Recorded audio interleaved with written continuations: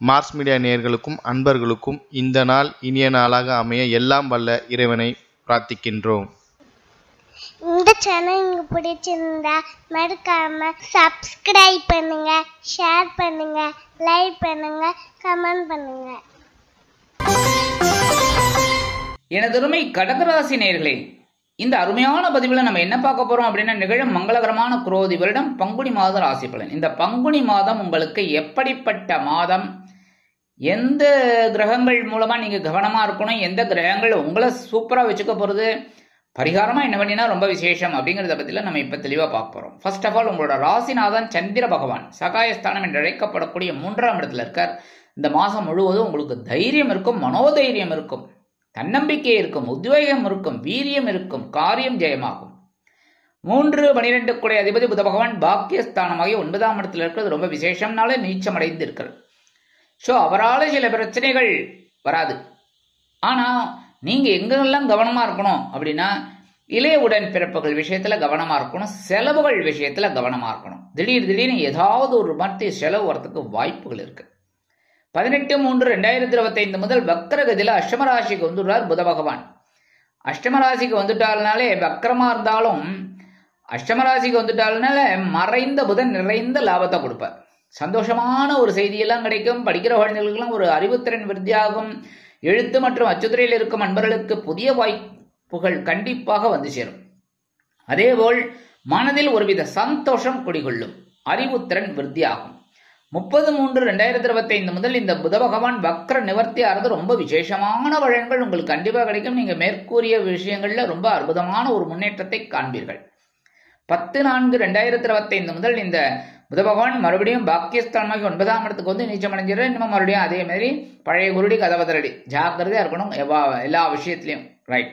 அடுத்தபடியா 4-11 கூடிய அதிபதி சுக்கிர பகவான் பாக்கியஸ்தானத்துல உச்சமடைந்து வக்கரகதியில இருக்கார். வக்கரமடைந்தாலும் உச்சமடைந்து அங்க உட்கார்ந்துட்டு இருக்காரு. அதனால ஓரளவுக்கு உங்களுக்கு பொன் பொருள் ஆடை ஆபரண சேர்க்கை உண்டாகும். மனதிற்கினிய ஒரு சந்தோஷமான செய்தி கண்டிப்பாக வந்து சேரும். தொழில் வியாபாரம் லாபகரமாக செல்லும். உத்தியோகத்தில் நீங்கள் விரும்பிய உயர்வுகளை தாராளமாக எதிர்பார்க்கலாம். விலை உயர்ந்த பொருட்களை வாங்கி மகிழும் வாய்ப்புகள் சிலருக்கு உருவாகும். அடுத்தபடியா 5-10 கூடிய அதிபதி செவ்வாய் பகவான் விரயராசியில இருக்கார். 12ஆம் இடம்.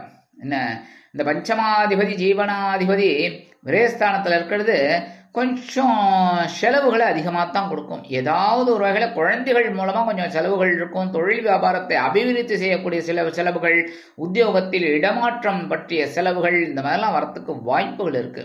இருக்கிற காரியங்கள்லாம் கொஞ்சம் கவனமா இருக்கணும்.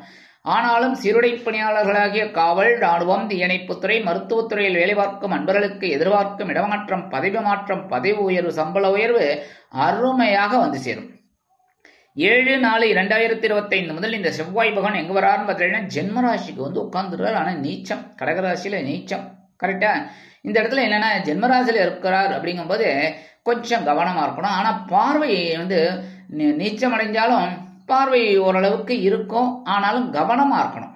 எல்லா விஷயத்திலும், வாழ்க்கை துணை விஷயத்துல, உடல் ஆரோக்கியத்துல, பேசுற வார்த்தைகள்ல எல்லாத்துலயுமே கொஞ்சம் கவனமா இருக்கிறது நல்லது. ஏன்னா திடீர்னு முன்கோபம் வரலாம். ஜென்மராசியில இருந்தாலே கொஞ்சம் முன்கோபம் வரும். அதெல்லாம் கொஞ்சம் எல்லாரையும் அனுசரிச்சு போறது ரொம்ப நல்லதுங்க.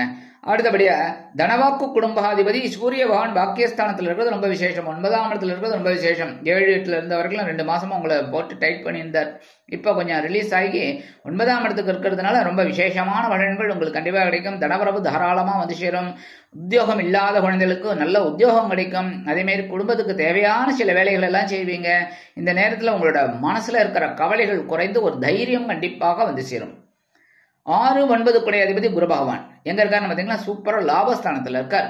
அதாவது இப்ப அவர் வந்து மே மாசம் வரைக்கும் இருப்பார். அதுக்கப்புறம் தான் அவர் வந்து ரிலீஸ் ஆறார். ஆனா இப்ப லாபத்துல இருக்கும்போது நீங்க எடுக்கிற காரியங்களை ரொம்ப அற்புதமா எடுக்கணும். புரியுதா? ஏன்னா ஒரு லாபம் வரணுங்கிறதுக்காக வேலை செய்யணும்.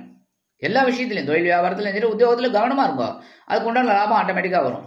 அதே மாதிரி எல்லா விஷயத்திலையுமே கொஞ்சம் பொறுமையா எல்லா வேலைகளையும் செய்யுங்க. ஏன்னா 6ஆம் வீட்டு அதிபதி அதனால சில பேருக்கு உடல் ஆரோக்கியத்துக்காக செலவு பண்ற மாதிரி வந்துடும்.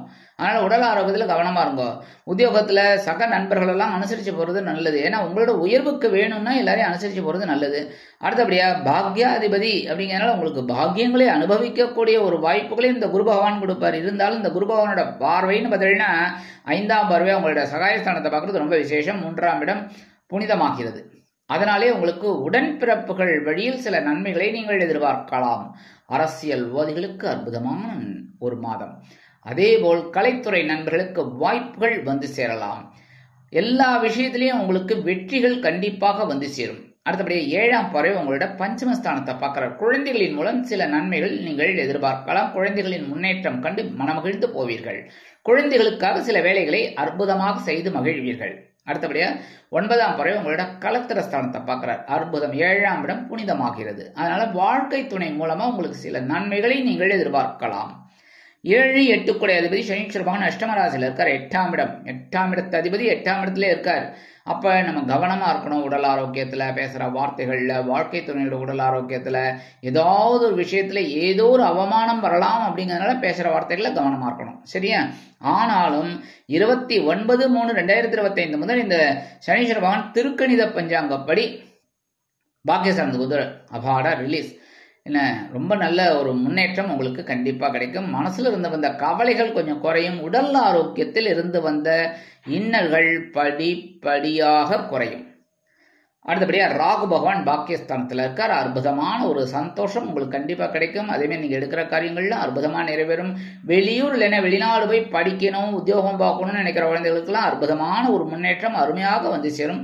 பிரம்மாண்டமான வெற்றிகளை குவிக்க வேண்டும் என்ற எண்ணம் உங்களுக்கு உதிக்கும். அதை அருமையாக செயல்படுத்த மகிழ்வீர்கள்.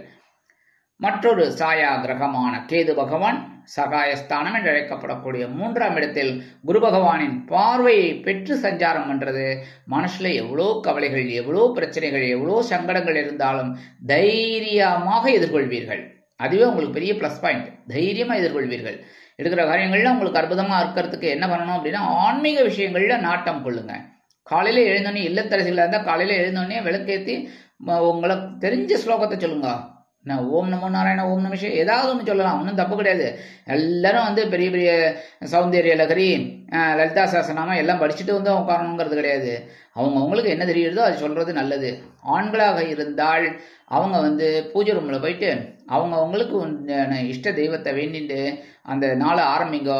இந்த கேது பகவான் உங்களுக்கு ஆன்மீக விஷயங்கள்ல சில அற்புதமான ஒரு முன்னேற்றத்தை கண்டிப்பா கொடுப்பார். அதன் வழியாக உங்களுக்கு ஒரு உயர்வுகள் ஆட்டோமேட்டிக்கா கிடைக்கும். சரி, பரிகாரமா என்ன பண்ணினா ரொம்ப விசேஷம். முருகப்பெருமான் வழிபாடு கண்டிப்பா பண்ணணும்.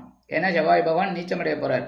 ஸோ நீங்க என்ன பண்ணணும்? முருகப்பெருமான் வழிபாடு, வள்ளி தேவசனா சமேத எம்பெருமான் முருகப்பெருமானை செவ்வாய்க்கிழமை தோறும் நெய் தீபமேற்றி செவ்வரளி மாலை சுட்டி வழிபாடு செய்து வாருங்கள். மனதிற்கினிய சம்பவங்கள் அற்புதமாக நடைபெறும். அடுத்தபடியா மகாலட்சுமி தாயார், அடுத்து பெருமாளையும் மகாலட்சுமி தாயாரையும் அற்புதமா வழிபாடு பண்ணுங்க. பெருமாள் கோயிலுக்கு போயிட்டு பெருமாளையும் தாயாரையும் சேவிச்சுட்டு வாங்க. துளசி மாலை கொண்டு உங்களோட துயரங்கள்லாம் ஓடி போயிடும்.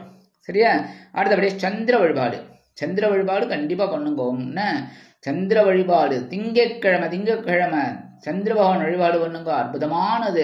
சந்திர பகவான் தெய்வீரையா இருந்தாலும் சரி, வளர்பிரையா இருந்தாலும் சரி, கண்ணுக்கு தெரியுதா தெரியல அதெல்லாம் வேண்டாம். சந்திர பகவானை மனசார தியானம் பண்ணுங்க. அற்புதமான ஒரு சந்தோஷம் உங்களுக்கு கண்டிப்பாக வந்து சேரும். ஆக இந்த சிறு பரிகாரத்தை நீங்க பண்ணாலே குரோதி வருடம் பங்குனி மாதம் அற்புதமான ஏற்றம் தரும், மாற்றம் தரும், முன்னேற்றத்தை அள்ளித்தரும் மாதமாக அமையும் என்று கூறி விடைபெறுகிறேன். நன்றி, வணக்கம். மீண்டும் ஒரு அருமையான பதிவில் நான் உங்களை மனமகிழ்ச்சியோடு சந்திக்கிறேன். வாழ்த்துக்கள். வாழ்க வளமுடன்.